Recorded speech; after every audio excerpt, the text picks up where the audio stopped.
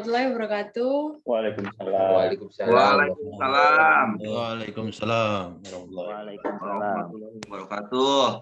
Pagi Bapak Ibu semuanya sehat? Sehat. Alhamdulillah. Alhamdulillah sehat, Mbak. Sudah sarapan? Bapak Ibu kayaknya belum sarapan ya. Lemes semua. Jono belum sarapan. Baik, di sini perkenalkan saya Yanti. Saya makan malam. Ini yang dimana akan membahas mengenai perilaku baru era new normal yang akan disampaikan oleh Pak Ferry. Tapi sebelum itu mungkin ada beberapa Bapak Ibu yang belum tahu kenal sama Pak Ferry. Kan tak kenal maka tak sayang ya kan. Jadi saya akan perkenalkan beliau ini manajer QHSE di Geosistem, kemudian sarjana kesehatan masyarakat dari UNER, kemudian bersertifikasi ahli higien industri dari BNSP. Nanti kalau Bapak Ibu mungkin di tengah Status Mbak, statusnya apa? Status gimana, Pak? Statusnya karyawan Geosistem, Mbak. Oh, status. Baik, di sini kalau Bapak Ibu di tengah perjalanan ada yang ingin bertanya atau kepo misal mengenai pembicaraan ini, mungkin boleh di kolom chat, langsung aja ditulis pertanyaannya karena di akhir ada sesi tanya jawab. Baik, monggo Pak Ferry dimulai. Oke, terima kasih. Saya panggilnya apa nih? Setianti. Baik, terima kasih atas kesempatannya diberikan kepada saya. Assalamualaikum warahmatullahi wabarakatuh. Waalaikumsalam warahmatullahi wabarakatuh. Senang sekali hari ini bisa jumpa secara virtual dengan Bapak Ibu semua ya. Meskipun virtual, yang penting silaturahmi tetap terjaga dan yang penting kita juga dalam keadaan sehat ya. Sehat semua ya Bapak Ibu ya. Apalagi udah tanggal 28, 3 hari lagi lah ya. Nggak hanya sehat-sehat fisik, juga sehat yang lain insya Allah. Oke, ini saya sambil nunduk, sambil lihat kamera gitu, karena di depan belum ada. Oke, seperti yang sudah diinfokan sebelumnya bahwa hari ini kita akan berdiskusi ya. Jadi di sini juga saya mau disclaimer dulu ya, karena saya juga bukan ahlinya. Bagaimanapun di sini yang informasi yang nanti akan disampaikan adalah informasi-informasi yang tentunya mungkin kita juga sudah mendengar ya, melihat, membaca di banyak media dari berbagai sumber, tentunya sumber yang eligible ya, baik itu dari WHO, dari CDC yang bersifat internasional, kemudian dari lokal sendiri Indonesia, ada dari Kemenkes ya, Promkes, macam-macam. Saya mau share dulu.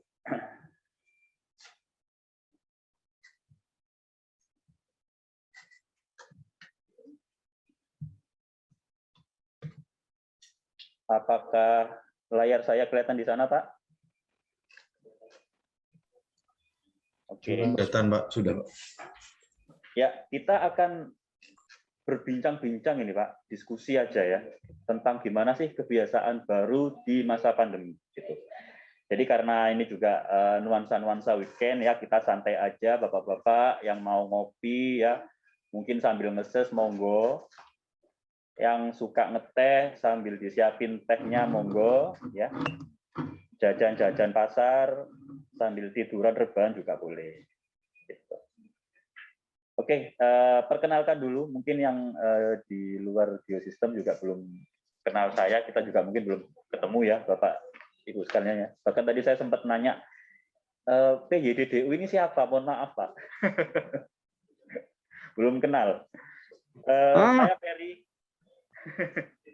PYDDU itu ini Pak, pemain baru dari DU Aryadi Pak, Jasa Bersakti.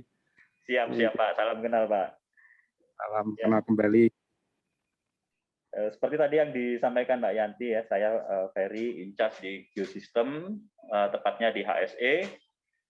Sudah hampir 2 tahun ini di HSE, berkecimpung di Geosistem, kerja bareng sama teman-teman di Geosistem luar biasa ya.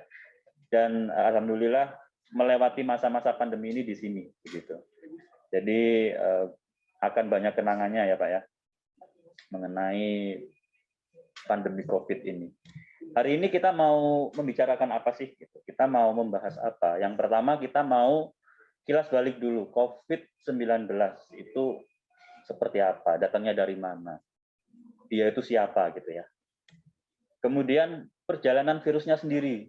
Kok tiba-tiba bisa sampai di rumah kita? Nauzubillah, jangan ya. Mungkin di tempat tenaga kita, RT RW kita, bahkan sampai di tanah air tercinta. Itu seperti apa?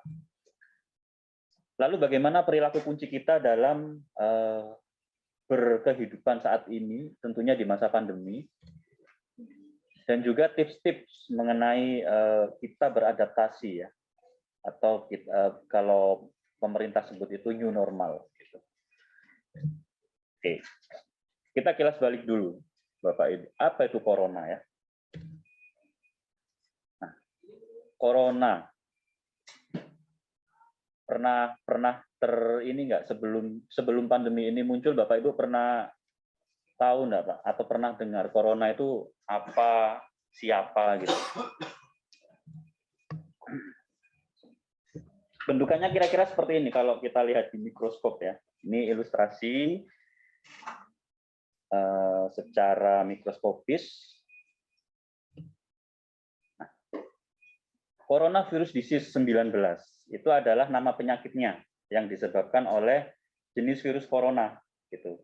Jadi corona ini kalau di literatur disebutkan bahwa corona itu adalah nama dari keluarga besarnya. Jadi corona COVID itu punya marga gitu ya. Corona. Corona ini sebenarnya kalau kita kilas balik lagi itu bukan hal yang baru, karena di beberapa tahun yang lalu juga ada penyakit-penyakit yang muncul akibat corona ini. Contohnya apa?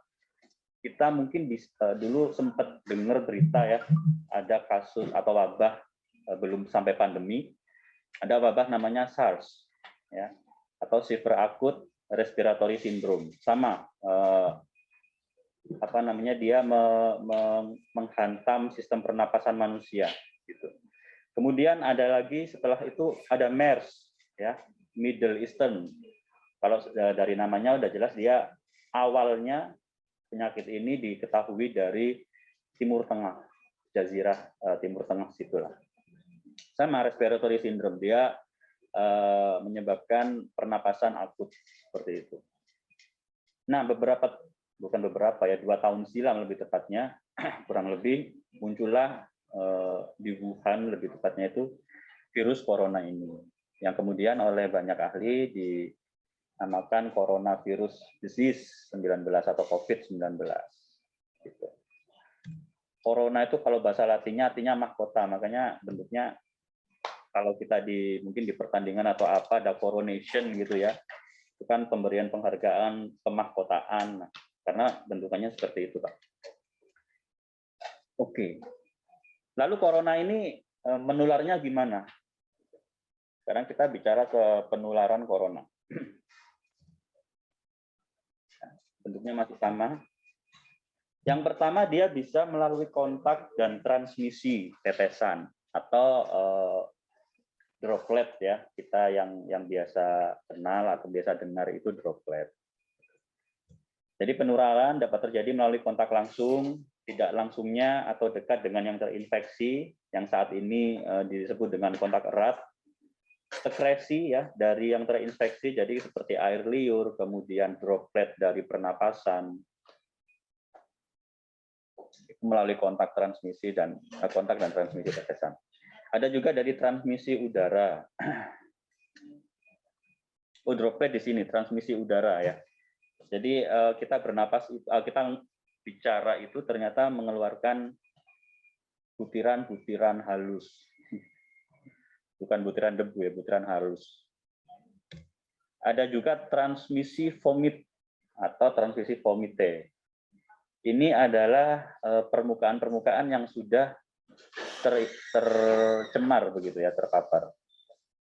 Jadi sekresi pernapasan tadi yang dikeluarkan oleh orang yang terinfeksi, kemudian nyiprat gitu di benda-benda yang di dekat dia. Nah, itu menciptakan vomite atau permukaan yang terkontaminasi. Kira-kira penularannya seperti ini. Banyak sekali para ahli ya atau mungkin desas-desus di luar sana juga yang mengatakan, oh ini bisa menyebar atau terbang di udara dalam waktu berapa lama. Nyatanya belum ada hasil dari penelitian yang pasti gitu, bahwa oh ini 10 jam di udara, itu belum ada. Tapi banyak upaya-upaya yang dilakukan untuk menghalau itu. Nah, kalau orang sudah tertular misalnya atau terpapar COVID, apa sih gejalanya gitu? Kalau yang kita dengar sejauh ini kan gejalanya itu pasti panas ya. Panasnya di atas 38. Jadi kalau sekarang orang panas itu udah mulai khawatir. Jangan-jangan saya kena lagi gitu ya.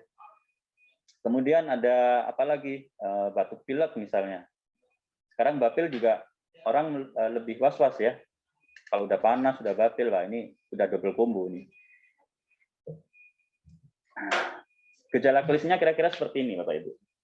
Jadi demam, batuk pilek, kemudian yang pasti gangguan pernapasan, ya karena dia menyerang sistem pernapasan manusia. Sakit tenggorokan, ini tidak semua, tapi ada. Kemudian letih lesu. Gitu. Jadi kita mesti waspada gejala-gejala ini. Kalau memang dirasa ya kita tidak fit, boleh kita melakukan screening begitu. Daripada jangan sampai kita yang sudah merasakan itu di tubuh kita itu menutupi karena mungkin saya harus kerja nih misalnya, atau saya harus melakukan ini gitu, harus nggak bisa kalau istirahat dulu gitu. Nah jadi memang harus dari diri dulu nih yang membentengi ya. Kita screeningkan dulu kalau memang ada gejala-gejala klinis seperti ini. Gitu. Oke, kilas baliknya kira-kira itu ya Pak ya. Karena udah 2 tahun ini kita mungkin hampir bosan yang mendengar namanya COVID. Kilas baliknya nggak lama-lama lah. Tapi ini masih berhubungan ya. Bagaimana perjalanan COVID itu sendiri, itu kok bisa sampai di sini. Ini kita rangkum singkat saja ya, ada 5 history time, singkat sekali. Sebenarnya banyak ya, karena di banyak negara juga mereka pasti membuat suatu timeline gimana sih dia muncul kemudian sampai ke negaranya. Oke, di 31 Desember, tepatnya di malam tahun baru ini ya, kasus pneumonia terdeteksi di Wuhan, Cina. Ya, saat itu disinyalir timbul dari orang-orang yang di pasar hewan ya, di pasar hewan, kemudian ada yang tertular, kemudian ada yang menunjukkan gejala, sampai akhirnya ke banyak orang. 7 Januari, pihak berwenang Cina mengkonfirmasi bahwa mereka telah ada identifikasi virus tersebut, yang awalnya oleh WHO disebut sama 2019 nCoV, ya, coronavirus, 7 Januari. Nah, dari sini udah tuh mulai banyak kasus-kasusnya mulai ditemukan, mulai muncul ke permukaan. 11 Februari, hampir 1 bulan lebih ya, penyakit ini akhirnya diresmikan sama WHO, namanya jadi COVID-19. Gitu. Nah, masuk kita ke Indonesia, di 2 Maret, itu pemerintah RI secara resmi mengumumkan ada 2 WNI. Jadi waktu itu ada kasus 1 dan 2. Ya. Kalau nggak salah dari ibu dan anaknya waktu itu, habis dari bepergian ke luar negeri, pulang ke Indonesia, ternyata dia terpapar COVID dan dinyatakan positif. Akhirnya di 11 Maret ya, jadi dari 2 Maret ke 11 Maret ini waktu itu lumayan banyak kasus yang ditemukan, tidak hanya di Indonesia, tapi di belahan negara manapun, akhirnya mulai melaporkan kasus-kasus akibat virus ini. Indonesia mengumumkan kematian pertama akibat virus ini, tapi bukan dari yang 2 WNI pertama ya, kasus 1, kasus 2 bukan, tapi kalau nggak salah itu kasus 20-an lah. Itu ternyata ada yang meninggal 1, pertama kalinya di Indonesia. Dan WHO akhirnya menyatakan wabah, jadi sebelumnya dinyatakan wabah ya karena belum tersebar di seluruh dunia. Tapi karena ini menjadi isu global dan di mana-mana ada, akhirnya menjadi sebuah pandemi, dinyatakan sebagai pandemi. Hingga hari ini.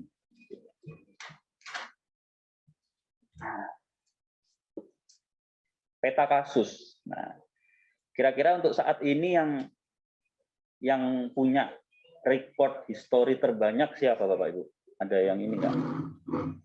Ini sumber WHO per 25 Agustus 2021.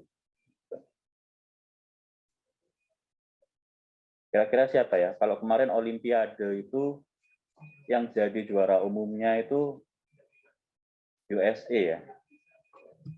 Kita lihat, per 25 negara dengan kasus terbanyak COVID adalah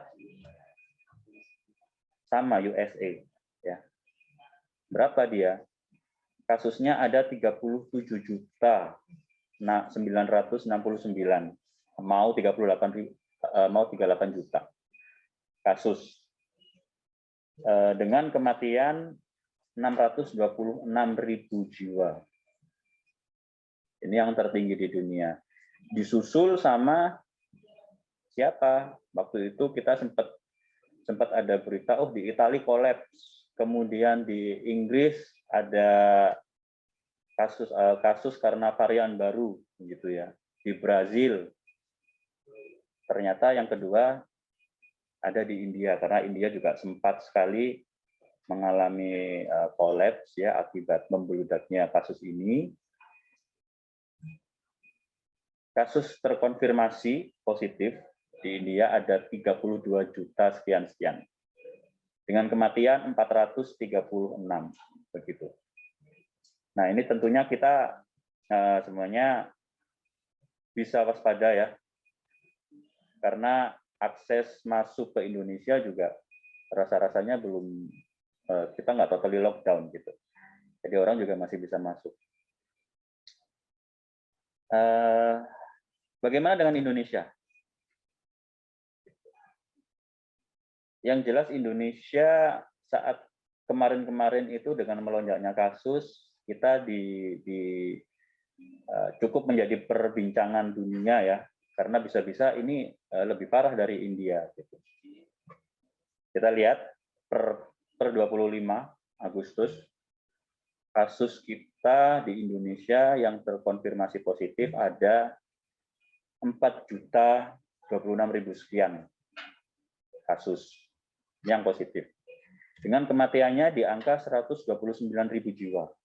Ini tentunya kita sedih juga ya melihat ini, karena mungkin 2 bulan terakhir di mana badai COVID ini, apalagi ada varian baru, varian Delta yang masuk ke Indonesia, itu banyak sekali orang-orang terdekat kita yang mulai menunjukkan gejala, ada yang terpapar, bahkan kita sampai berduka ya karena kehilangan. Angka ini mungkin bisa jadi pengingat ya, maksudnya penting bagi kita untuk defense diri juga, gitu. Defense keluarga, orang-orang terdekat seperti itu. Nah, itulah banyak sekali hal-hal yang dilakukan mungkin dari pemerintah ya. Pemerintah menginstruksikan apa, kemudian itu turun ke daerah-daerah, ke instansi, hingga ke tingkat RT RW, keluarga, dan tentunya diri sendiri. Maka ada perilaku-perilaku kunci yang mesti kita jaga, yang mesti kita terapkan secara konsisten. Oke, kalau kita bicara upaya penanggulangan, Bapak Ibu, upaya penanggulangan itu kita ada 4 ya. Kita dibagi menjadi 4, bahkan di segala level, mulai dari di pusat sampai ke RT RW tingkat keluarga, itu kita disemangatkan seperti ini gitu. Upaya penanggulangan. Yang pertama adalah upaya-upaya promotif. Nah, gitu. Upaya promotif banyak dilakukan dulu oleh nakes-nakes ya, tidak hanya tenaga medis, tetapi juga tenaga kesehatan non medis. Jadi kalau kita bicara nakes itu tenaga kesehatan, itu ada dua, tenaga kesehatan medis dan tenaga kesehatan non medis. Yang medis apa? Siapa gitu ya? Dokter tentunya, kemudian para perawat, para medis ya, yang memang bisa merawat orang ini secara medis ya. Mereka inilah yang dimaksud nakes medis. Kemudian tenaga kesehatan non medis siapa? Orang-orang yang mungkin bekerja di instansi-instansi kesehatan, tapi yang tidak bersentuhan langsung dengan pasien. Nah, contoh misalnya kalau di instansi kesehatan pemerintah itu ada orang-orang promosi kesehatan, atau mungkin di organisasi rumah sakit, fasilitas kesehatan, itu pun ada bagian promosi ya, kayak seperti itu. Jadi mempromosikan, kita membuat bagaimana informasi ini bisa sampai ke seluruh orang gitu. Melalui apa? Banyak medianya ya. Bahkan sekarang ini sudah tidak kesulitan kita karena ada sosial media, gitu ya, ada YouTube, ada Instagram, macam-macam. Kita bisa promosi dari situ. Lalu upaya preventif, pencegahan, ya. Upaya pencegahan ini banyak sekali kita lihat peraturan-peraturan pemerintah yang akhirnya ditegakkan atau dibuat supaya kita tidak terjadi penularan yang besar gitu ya, penyebaran. Contohnya apa? Contohnya ya kemarin yang kita sekarang ini hadapi ya, diberlakukannya PPKM. Nah, itu adalah tindakan preventif gitu. Mall harus buka dari sekian-sekian dengan pengunjung 50%, nggak boleh dine in gitu ya, harus take away. Nah, itu preventif. Lalu ada kuratif. Promotif dan preventif yang di atas itu adalah ranah daripada, kalau kita bicara nakes, ini nakes non medis. Tapi bisa juga dilakukan oleh banyak pihak ya, tentunya pihak-pihak seperti kita di perusahaan, company, ini yang bisa kita lakukan ya promotif sama preventif. Sedangkan dua di bawah, yang pertama ada kuratif, ini adalah ranah daripada tenaga kesehatan medis. Udah, kalau kuratif kita nggak bisa campur tangan gitu ya.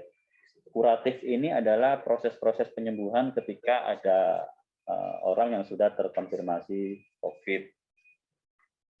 Nah, pasien COVID itu ada yang memang parah, ya, ada yang masih bisa bertahan diri, maksudnya tidak harus dirujuk ke vaskes gitu ya. Jadi mereka masih ada di sana, masih ada di rumah masing-masing, bisa isoman. Tapi ada yang harus bantuan dari rumah sakit ya atau fasilitas kesehatan, harus dirujuk ke sana karena kondisinya yang sudah tidak.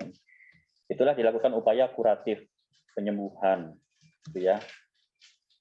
Macam-macam, bahkan dokter ini sekarang ini memang ada petunjuk-petunjuk yang juklak begitu ya, petunjuk pelaksanaan gimana sih mengatasi pasien yang sudah terkonfirmasi positif, alurnya seperti apa, itu sudah ada buku petunjuknya gitu untuk medis. Namun kembali lagi, karena ini adalah kasus tiap orang yang bisa beda-beda. Kondisi tubuh orang juga bisa beda-beda gitu. Jadi case by case. Mereka akan berimprovisasi sendiri-sendiri gitu.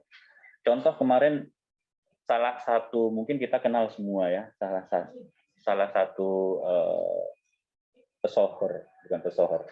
public figure ya di Indonesia, seorang Deddy Corbuzier yang menyatakan kecewa karena akhirnya terpapar COVID. Gitu. Terus mungkin yang sudah nonton podcastnya juga ini ya sudah tahu gitu bagaimana dokter penanggung jawabnya menceritakan upaya-upaya yang dilakukan. Kuratifnya di situ sampai dia mengalami badai sitokin ya, itu bukan badai angin-angin besar gitu, tapi itu adalah kondisi di mana pasien sudah mencapai titik kritis ya antara hidup dan mati. Kemudian upaya yang terakhir adalah rehabilitatif. Jadi setelah ditangani, kita lihat perkembangannya seperti apa. Biasanya diobservasi kalau di rumah sakit selalu diobservasi sampai dia dinyatakan sembuh ya. Kalau kita isoman sendiri ya ada yang mantau gitu. Hari ini gimana kondisinya? Masih ini enggak, masih konsumsi vitamin enggak gitu. Rehabilitatif. Jadi rehab, proses penyembuhan. Upaya penanggulannya ini gitu ya. Di mana-mana sepertinya ini yang kita lakukan gitu. Nah, nah ini kita masuk ke adaptasi new normal ya. Apa sih itu kebiasaan baru atau new normal? Ya. Ini saya kutip dari sumber di Kementerian Kesehatan ya, bahwa AKB atau adaptasi kebiasaan baru. Nah, AKB ya, bukan grup vokal yang cewek-cewek banyak itu Pak. Atau sering disebut dengan kenormalan baru, new normal. Ya, bukan berarti bahwa kita sudah bisa kembali menerapkan kebiasaan lama gitu dalam berkegiatan, tapi cara kita untuk mengadaptasikan diri mengenai perilaku, gaya hidup ya. Jadi kalau saya pribadi, new normal ini tidak hanya kita bagaimana berperilaku menghadapi pandemi ini ya. Bagaimana kita kemudian mengubah pola hidup atau gaya hidup menjadi lebih sehat, menjadi lebih bersih, hygiene dan sebagainya. Tapi juga bagaimana kita berpikir, kemudian menilai sesuatu, ya, menjudge sesuatu, melihat sesuatu itu harus diadaptasikan. Karena banyak sekali dari kita belum bisa beradaptasi bagaimana kita melihat ini, pandemi ini. Akhirnya ketika ada rekan yang terpapar, nah banyak pandangan-pandangan atau mungkin bahkan speech yang perkataan-perkataan yang nggak enak gitu ya. Yang sebenarnya kita sayangkan hal itu terjadi. Oke, adaptasi kebiasaan baru. Kita mungkin ke hal-hal yang secara fisik bisa kita lihat ya. Apa sih yang pertama? Nah, contoh, mencuci tangan. Mencuci tangan pakai sabun dan air mengalir. Atau biasanya disingkat CTPS ya, cuci tangan pakai sabun. Airnya harus mengalir. Ini sebenarnya adalah gerakan hygiene sanitasi yang sebetulnya sudah lama digelorakan sama pihak-pihak ini ya, kesehatan ya, Promkes, promosi kesehatan. Hanya karena sekarang ini kita mengalami pandemi seperti ini dan lagi-lagi COVID ini adalah banyak sekali variasinya ya. Kita belum menemukan hal yang pasti gimana sih harus menyembuhkan ini gitu ya. Akhirnya dilakukan upaya seperti ini. Karena dia ada bisa di permukaan ya, yang mungkin terpapar atau tercemar. Maka sanitasi diri itu penting. Kita cuci tangan pakai sabun sama air mengalir. Apakah mencuci tangan dengan sabun dan air bersih minimal 20 detik efektif melawan COVID? 20 detik, Pak. Sama di batin gitu ya. 1, 2, 3, sampai 20. Jadi, menurut ahli kesehatan, iya. Setidaknya kita bisa membersihkan tangan-tangan kita dari kemungkinan adanya mungkin virus yang nempel, begitu ya. Sering mencuci tangan adalah salah satu langkah efektif untuk mencegah infeksi. Menggosok tangan dengan sabun, air dapat secara efektif menghilangkan kotoran, kuman pada kulit, ya. Membilas sabun dengan air mengalir juga menghilangkan iritasi pada kulit. Kok 20 detik ini ngapain aja? Kira-kira wong cuma cuci tangan, icik-icik gitu ya. Nah, kita kan sepertinya juga sudah mulai kenal namanya 6 langkah mencuci tangan ya. Bapak itu ada yang ini enggak? Ada yang mempraktekkan ini enggak kalau cuci tangan?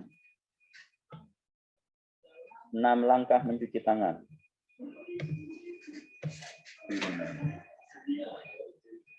Pak Pak D, Pak Budiono, kalau cuci tangan 6 langkah enggak, Pak? Masih di mute, Pak D.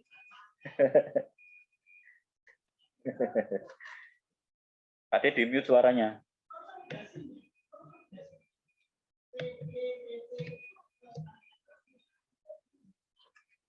Ya, 6 langkah cuci tangan.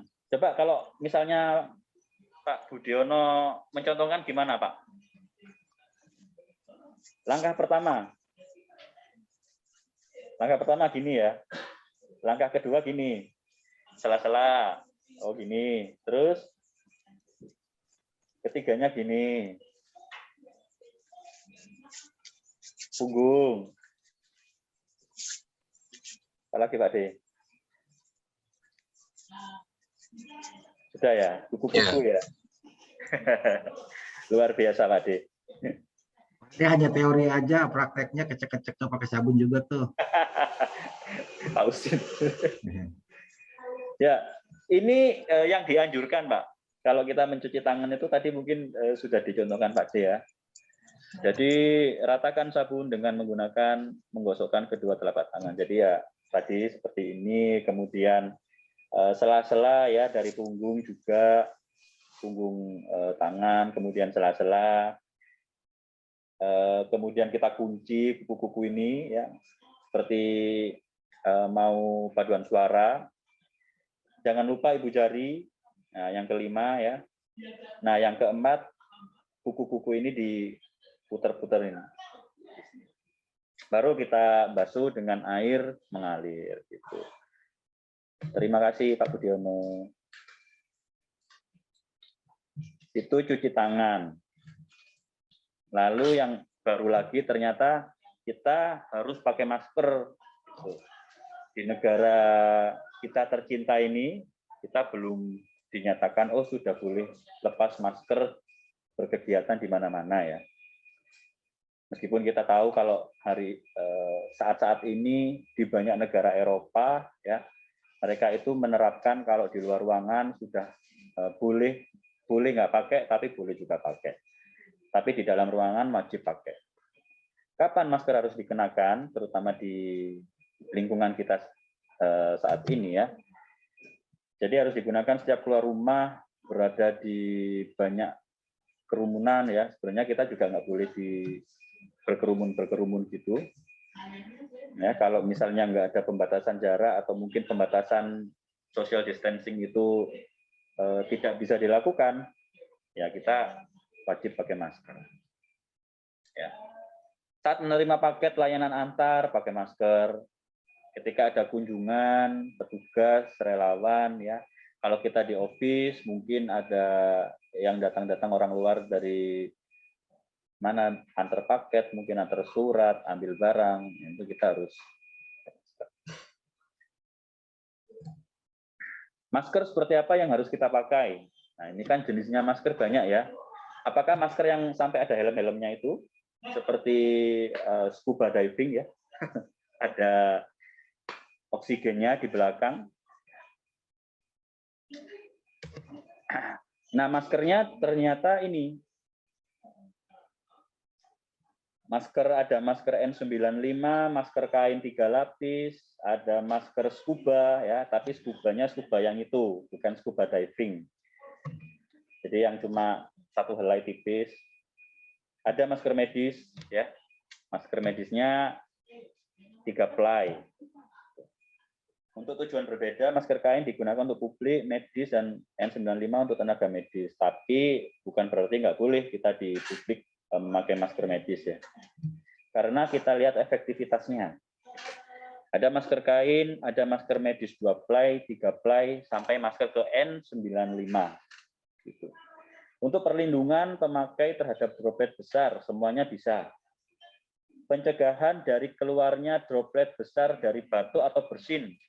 Jadi kalau bersin, ya semua bisa, gitu ya. Pencegahan dari keluarnya droplet kecil.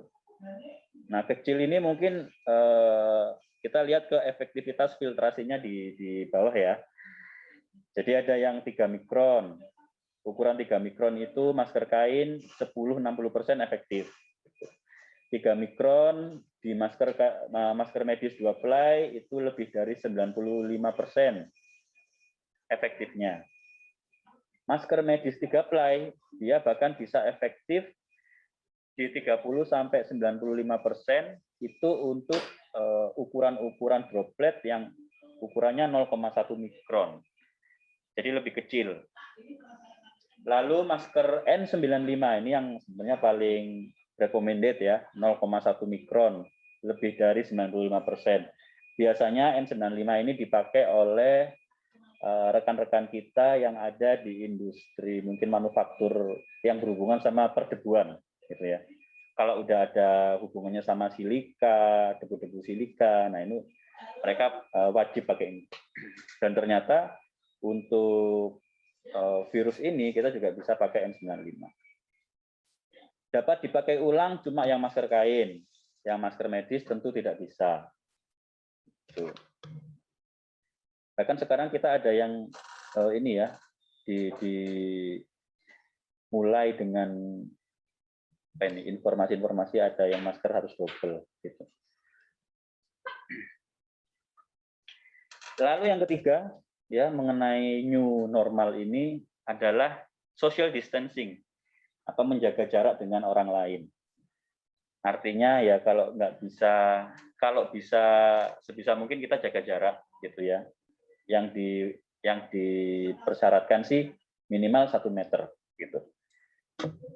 1 meter, tapi kan kita ya nggak tahu ya, namanya kita papasan sama orang kalau udah di tempat umum gitu. Jadi 1 meternya ini berapa? Gitu. Yang penting dibatasi aja. Gitu. Apakah saya tetap harus berdiri dengan jarak 1 meter saat berjabat meski sudah memakai masker? Jadi apakah kalau udah maskeran gini sudah boleh dekat, misalnya 50 cm gitu ya, atau 20 cm? Disarankan tetap ya Pak ya, karena ini adalah suatu upaya pencegahan. Orang lain berupaya, kita juga berupaya. Seperti itu. Social distancing ya, 6 feet atau 1 meter. 1 meter. Larangan berdekatan atau kontak fisik dengan orang. Ya, pengaturan jaraknya minimal 1 meter. Tidak bersalaman dulu. Jadi kalau ada misalnya kita ketemu sama teman lama, terus kemudian dia menolak untuk bersalaman, ya kita juga harus tahu gitu ya. Atau biasanya malah memberikan seperti ini ya, tanda-tanda bukan muhrim seperti ini. Nah itu jangan sampai kita baper, jadi ya memang itu gitu. Atau biasanya pakai sikut, nah, bisa juga. Menghindari penggunaan transportasi publik seperti kereta, bus, dan angkot. Tapi ya kita nggak bisa sangkal bahwa sampai hari ini masih ini ya digunakan ya tentang transportasi publik ini gitu. Bahkan waktu itu sempat memang saya nggak tahu, mungkin yang di Jakarta lebih paham, MRT, kemudian punya mass transport yang ada di sana itu sempat sampai cuma berapa persen diisi orang gitu ya.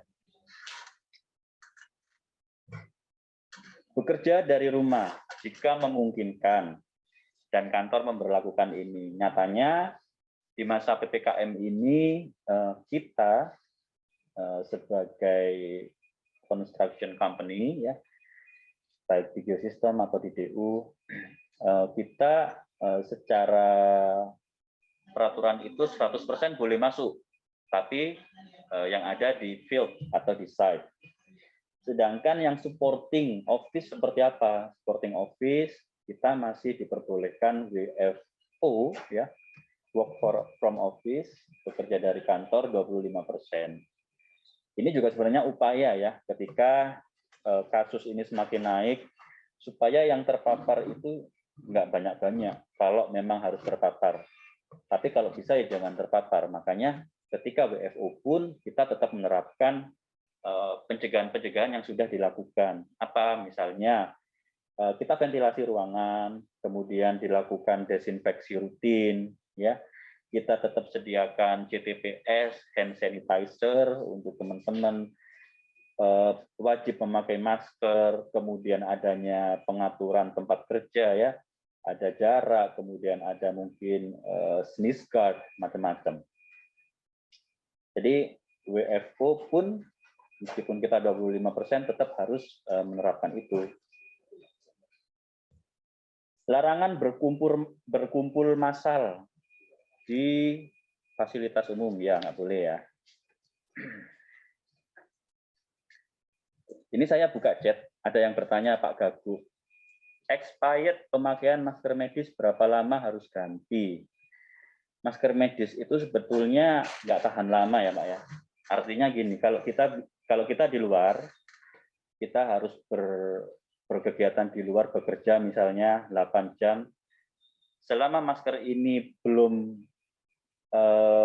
menyerap keringat-keringat kita, ya 8 jam sehari ganti, besok udah harus baru, gitu. Tapi kalau sudah basah duluan, misalnya kok keringetan banget gitu ya, terus membasahi masker ini, masker medis yang dipakai, maka ya segera ganti saat itu juga, gitu. Karena masker medis itu kalau udah basah, dia udah efektivitasnya turun anjlok, Pak. Ya, udah nggak bisa menangkap yang namanya droplet-droplet itu. Kira-kira begitu. Saya lanjutkan, social distancing. Menghindari bepergian keluar kota, luar negeri, termasuk tempat-tempat wisata apalagi. Ya. Kalau memang nggak memungkinkan, kita tahan-tahan dulu. Tapi kalau memang sangat urgent, ya mau nggak mau ya. Apalagi kita yang berbasis construction ini punya banyak site gitu ya, di mana-mana harus berkunjung ke sana, ada rapat, meeting atau apa. Ya artinya prokes diri itu harus dimaksimalkan gitu. Karena kita pakai transportasi umum pasti udah ketemu banyak orang gitu ya. Jadi artinya perlindungan diri sendiri dulu itu harus dikuatkan, gitu ya, prokesnya. Lalu, nah ini new normal tapi sebetulnya juga stok lama ya. Melakukan etika batuk dan bersin dan menghindari menyentuh wajah. Etika batuk bersin itu sebenarnya udah lama. Kalau batuk kita itu disuruh pakai lengan dalam ya. Itu memang hal yang tidak baru sebetulnya, cuman lagi-lagi ini harus menjadi pola kebiasaan kita. Kalau batuk atau bersin, kita tutup pakai lap ya, atau mungkin pakai lengan dalam. Kebiasaan aja, makanya namanya kebiasaannya yang baru. Kalau halnya itu hal yang lama. Gitu ya. Memiliki gejala batuk bersin, pakai masker medis. Gunakan masker dengan tepat, jangan membuka tutup masker. Bila tanpa sengaja menyentuh, segera cuci tangan. Jika tidak pakai masker, segera batuk bersin, gunakan tisu. Tisu dibuang ke tempat yang semestinya. Ya. Jika tidak ada tisu, batuk bersin tutupi dengan siku bagian dalam. Nah, nanti kalau udah pulang ke rumah, ya buru-buru melepas apa yang menempel ini ya, kemudian mandi dulu ya, ganti yang baru. Oke, kita lanjut di tipsnya apa sih kalau kita beradaptasi di kebiasaan baru ini. Masih berhubungan sama yang kelihatan mata ya, fisik, secara fisik kita lakukan.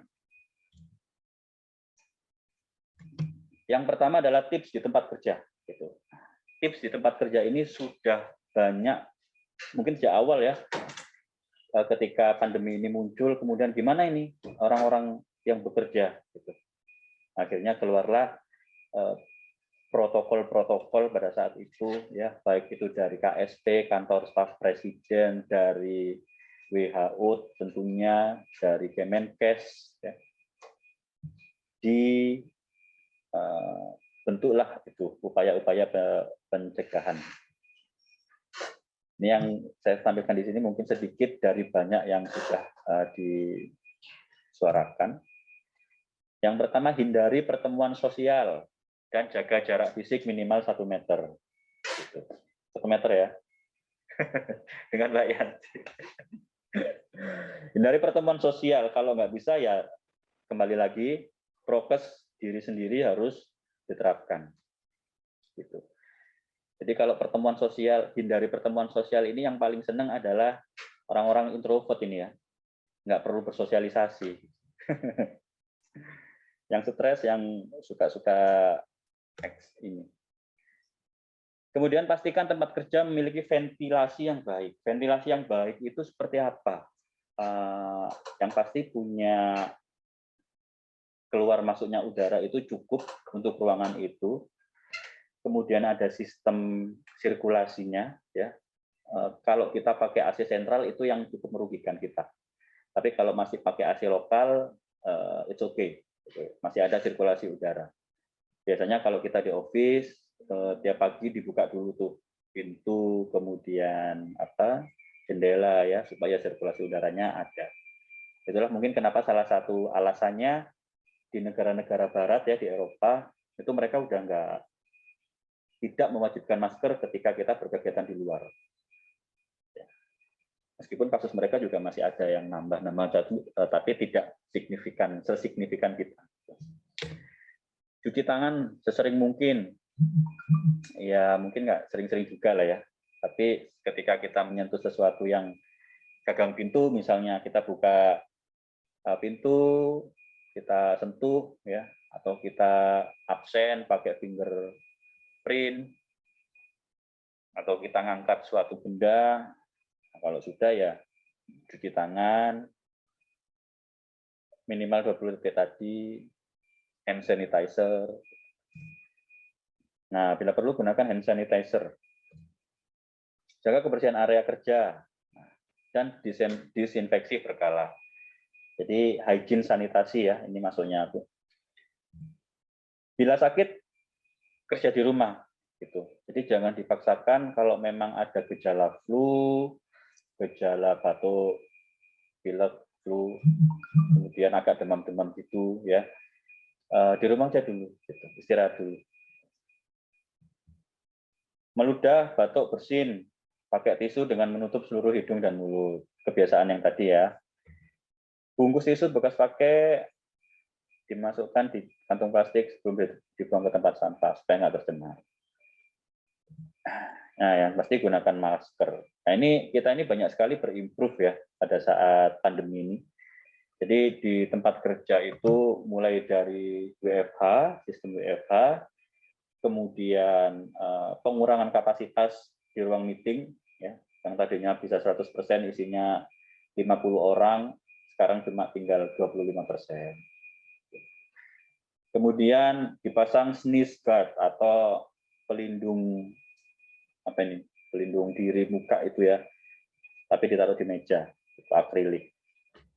Jadi kalau ada ya setidaknya kalau masih ada droplet yang keluar itu masih ada di situ. Disediakan JTPS, disediakan hand sanitizer station gitu ya. Jadi ada titik-titik yang memang di situ orang bisa ambil hand sanitizer, bisa cuci tangan. Kemudian mungkin suplementasi juga seperti itu. Tips kedua setelah bepergian. Jadi ketika pulang dari misalnya kita kebagian working from office, pulang ke rumah kita harus pakai moda transportasi umum, di mana gitu. Nah, ini juga. Nah, kemarin disarankan segera lucuti baju-baju ini. Maksudnya dilepas, masuk kamar dulu, masuk kamar mandi mungkin ya. Lepas-lepas baju, mandi dulu ya. Disemprot desinfektan, alas kakinya, cuci tangan, nah itu letakkan pakaian kotor terpisah kalau bisa, terus mandi, itu yang bersih. Kemudian gimana dengan keamanan makan pepangan di warung, warteg, resto. Kalau PPKM ini sih kita resto dia udah nggak menerima dine-in ya, tidak menerima tamu, hanya boleh di take away. Yang kita perhatikan adalah tentunya hygiene sanitasinya, kebersihannya. Kemudian kalau sudah boleh dine-in, sudah boleh makan di tempat, itu ada menerapkan physical distancing enggak. Ya. Kemudian kita lihat pramusajinya, ya, apakah ada dia pakai celemek, pakai sarung tangan, pakai masker, atau mungkin hairnet. Ya. Hygiene sanitasi diri. Lalu apakah disediakan sarana cuci tangan, sarana hand sanitizer station, ya. Terus kalau bisa makanannya juga segar, bukan makanan kemarin-kemarin. Dan kalau bisa juga kita take away. Jadi memang diupayakan meskipun nanti tidak PPKM pun, kalau bisa take away, ya. Kalau nggak bisa ya stand in dengan physical distancing. Belanja di toko retail seperti apa? Nah, ini kalau misalnya kita mungkin nggak hanya kalau pasar tradisional masih susah ya hingga saat ini mungkin menerapkan physical distancing-nya di pasar itu kalau kita lihat secara nyatanya sih orang-orang mungkin masih cuma pakai masker, yang penting pakai masker gitu ya. Tapi padahal nggak bisa seperti itu juga. Tapi di pasar tradisional memang susah karena dari kebiasaan banyak faktor. Ya. Kemudian kalau di toko retail seperti apa? Toko retail, ya misalnya kita belanjanya di mana ya? Di Indo-Indo ya, di Alfa-Alfa. Itu. Jarak antrian kalau bisa minimal sejauh 1 meter. Itu sebenarnya udah dipasang stiker-stiker ya, di mana kita harus ngantri berdiri. Petugas kasir konsumen pakai masker, ya ada tadi penyediaan sarana CTPS dan sanitizer. Jam belanja ya, dulu kalau sebelum PPKM itu di mall pas mallnya udah buka itu satu toko aja bisa dibatasi. Ini harus 20 orang gitu. Nggak boleh lebih dari 10 menit gitu kan. Pembersihan troli keranjang belanja. Ini kalau di toko retail ya tidak jauh daripada masker, JTPS, ya, physical distancing. Itu tips berikutnya. Tips memilih pelembab. Nah, ini pelembab buat apa ya? Nah, ini bapak-bapak kalau udah melihat ada body lotion, jangan ini ya Pak, negative thinking. Body cream. Ya. Jadi pelembab ini, ya ini additional sebenarnya ya. Kalau kita cuci tangan sering-sering itu kan kulit ini jadi kering. Kalau nggak jadi kering itu kan nggak sehat ya. Jadi pakailah pelembab-pelembab, nggak apa-apa. Biar supaya memang kulit kita ini harus moist ya. Harus lembab, nggak halus nggak apa-apa, tapi harus lembab. Pastikan sudah melakukan cek klik. Nah, klik ini tidak hanya memilih pelembab, tapi memilih makanan kita belanja di mana ya. Pilih bahan-bahan makanan itu kita harus pastikan kliknya Pak. Klik itu apa? Kemasan, label, izin edar dan kadaluarsa.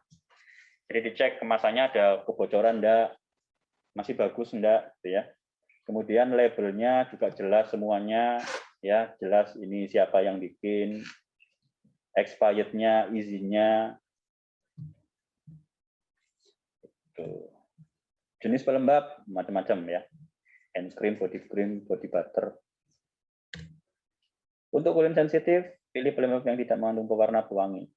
Terus pokoknya kalau pelembab ini kayaknya kalau ibu-ibu lebih paham ya. Itu ya Mbak Yanti ya.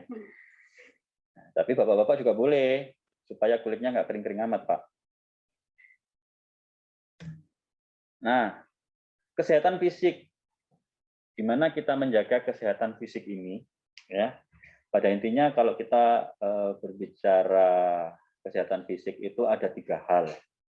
Yang pertama tentang asupan, ya. Jadi gizi yang masuk ke tubuh, porsi. Kalau kita bicara asupan berarti ada porsi, kemudian ada jenisnya, ya, ada kandungannya. Lalu olahraga, raganya diolah, diolak-walik. Ya. Jadi olahraga, Pak. bergerak. Ya. Kemudian yang ketiga adalah istirahat. Bagaimanapun waktu istirahat itu harus cukup. Jangan berlebihan juga, karena istirahat yang berlebihan juga tidak baik. Menimbun banyak hal. Kurang juga tidak baik. Gitu. Jadi semuanya harus seimbang antara asupan, olahraganya, kemudian istirahatnya. Nah, asupan ya. Jadi kalau kita tadi mungkin dari kecil kita udah kenal namanya 4 sehat 5 sempurna, yaitu paling tidak kalau asupan kita itu cukup karbohidrat, cukup proteinnya, kemudian cukup lemak juga kita butuh ya, fat. Lemak itu kita juga butuh tubuh ini. Kemudian vitamin-vitamin ya, atau mungkin seperti zinc, magnesium itu kita perlu semua. Gitu. Ya, makan 4 sehat 5 sempurna itu Bapak Ibu. Kalau di Indonesia kata kita ada nasi, ada lauk, nanti ditambahi sayur, ada buahnya penutup tuh ya. Syukur-syukur kalau ada susu. Ya, susunya susu yang sehat ya. Jangan yang sudah kadaluarsa. Kemudian ada yang bilang, apakah boleh gitu asupan ini kita pakai suplemen aja, karena kan sekarang di masa pandemi ini vitamin itu kita harus cukupi nih. Contoh dulu ada vitamin C gitu ya. Vitamin C supaya apa? Supaya imunnya bisa optimal gitu. Nah, belakangan ternyata banyak juga beredar, oh nggak hanya vitamin C loh, ada vitamin D, ada vitamin K, ada juga kemudian zinc ya.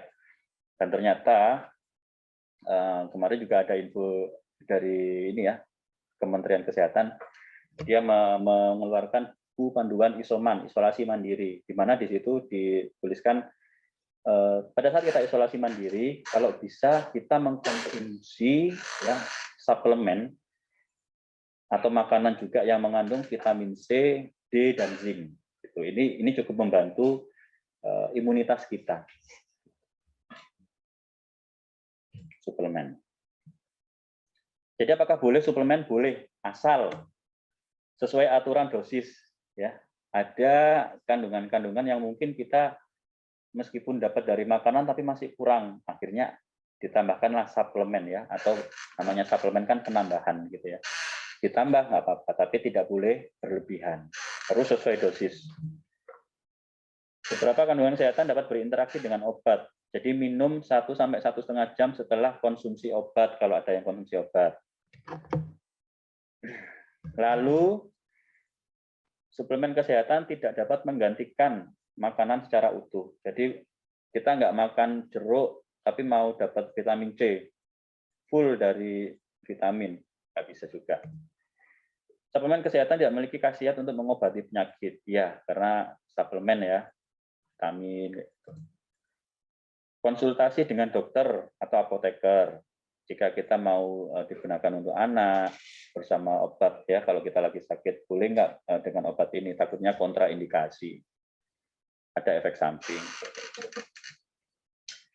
Kemudian tadi ada asupan, yang kedua ada olahraga ya, olahraga.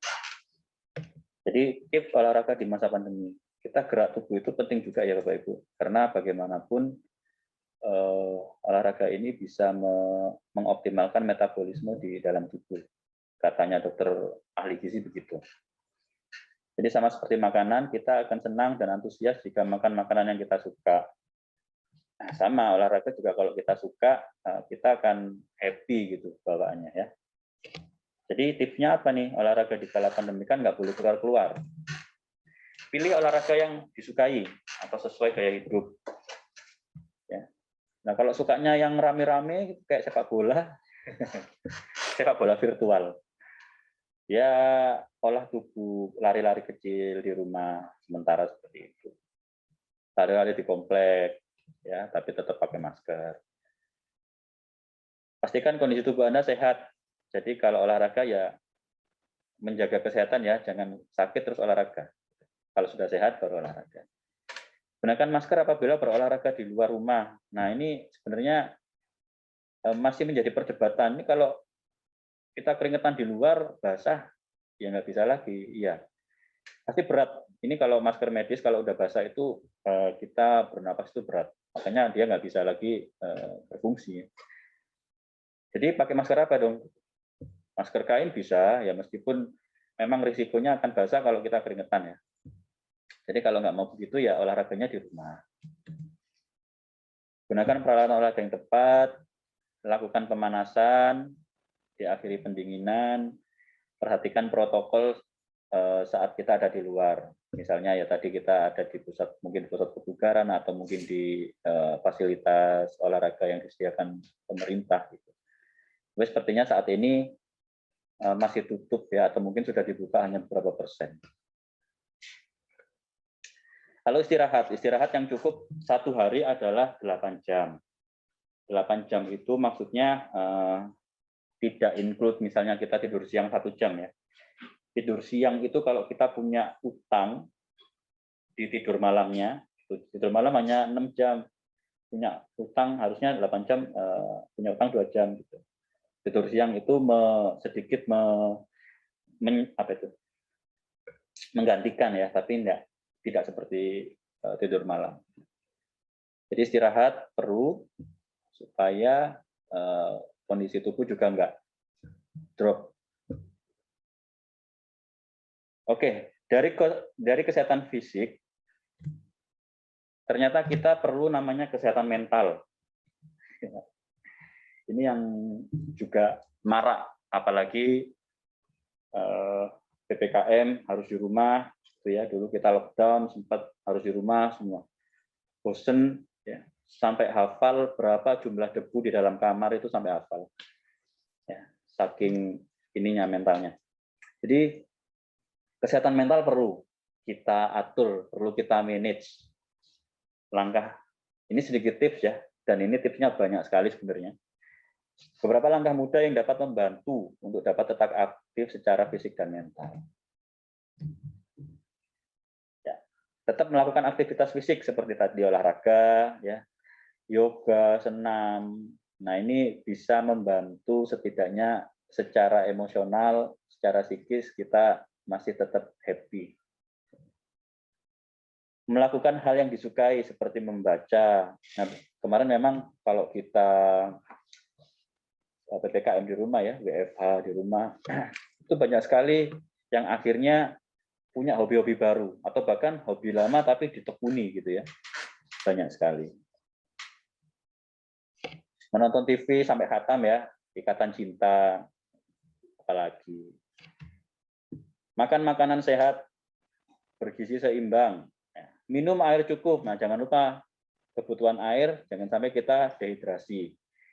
Olahraga teratur dan nah ini dan terakhirnya ini saya agak kaku-kaku ini. Menghindari rokok kalau bisa. Menghindari, Pak. Hindari aja tapi tetap disedot gitu ya. Mengurangi ya. Memanage. Lalu buka jendela rumah untuk udara segar, pergi ke taman, berjemur selama 15 menit. Ya, bahkan kemarin-kemarin itu mungkin setahun terakhir ini karena banyak orang di rumah, akhirnya rumah itu udah jadi hutan sekarang ya. Saking banyaknya yang koleksi tanaman, akhirnya kan berkebun di rumah, apa-apa, jadi punya aktivitas. Berkomunikasi dengan keluarga atau mungkin sahabat, rekan yang udah lama nggak ketemu, ya sekarang ini banyak platformnya, video call ya, banyak platformnya. Kesehatan mental. Nah, kesehatan mental itu tadi salah satunya juga kita mungkin yang tadi sempat saya singgung ya, bagaimana kita menjaga diri juga supaya orang lain ya secara mental itu tidak terganggu oleh kita. Contohnya apa sih? Contohnya dulu ya, atau mungkin nggak tahu, mungkin sekarang juga masih ada gitu ya. Beberapa orang yang memperlakukan rekan-rekannya yang terpapar COVID kemudian diperlakukan secara negatif, ya, melontarkan kata-kata yang bersifat hate speech, ya, negatif juga. Nah, ini yang kita harus pahami, kita juga bisa sebarkan, jangan sampai ini terjadi di lingkungan kita, apalagi kita sendiri yang melakukan, gitu. Karena mereka yang terpapar COVID ini kan sudah berjuang untuk dirinya sendiri nih, supaya sehat lagi, gitu. Jangan sampai orang-orang yang di sekitarnya malah memberikan environment yang negatif, gitu, ambien yang negatif, dengan melontarkan banyak judgement, ya. Tadi makanya saya bilang bagaimana kebiasaan baru ini kita harus beradaptasi untuk berpikir, melihat ini gimana nih kalau ternyata ada adik saya yang terpapar, gitu ya, nauzubillah. Gimana saya harus sama dia ini? Ya, kita harus nyemangatin, ya. Kita harus support. Gimana. Jangan sampai ini dikaitkan dengan banyak hal, ya. Akhirnya menyinggung yang namanya sara, ya. Menyinggung suku, menyinggung agama, ras. Ini yang kita perlu jaga, dan kita harus sebarkan positivity. Jadi jangan sampai malah yang muncul atau keluar dari mulut kita, yang keluar dari jari-jari kita melalui media sosial itu adalah hate speech, ya, atau ujaran-ujaran kebencian, ujaran-ujaran negatif.